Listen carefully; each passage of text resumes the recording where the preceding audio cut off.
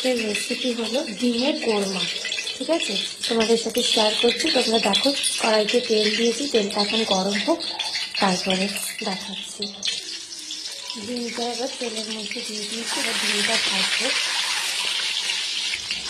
তারপর ডিমটা হালকা ভেজে নিয়েছি, এবার ডিমটা তুলে নেব। আর পেঁয়াজটা দিয়ে দেবো, পেঁয়াজটাকে একদম বেরেস্তার মতো ভাজবো পেঁয়াজটা।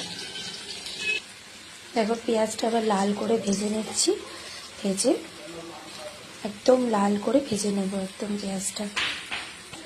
পেঁয়াজটা আবার তুলে নিচ্ছি। ফোড়নে দুটো এলাচ, একটু কেওড়া জল দিচ্ছি, একটু মিঠা আতর অ্যাড করছি অল্প, একটু বিরিয়ানি মশলা অ্যাড করছি।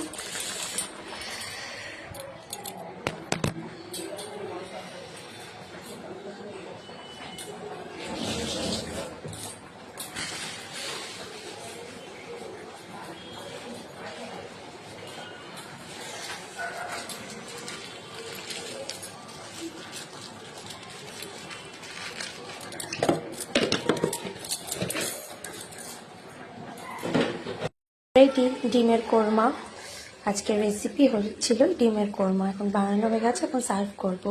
Tata, bye bye.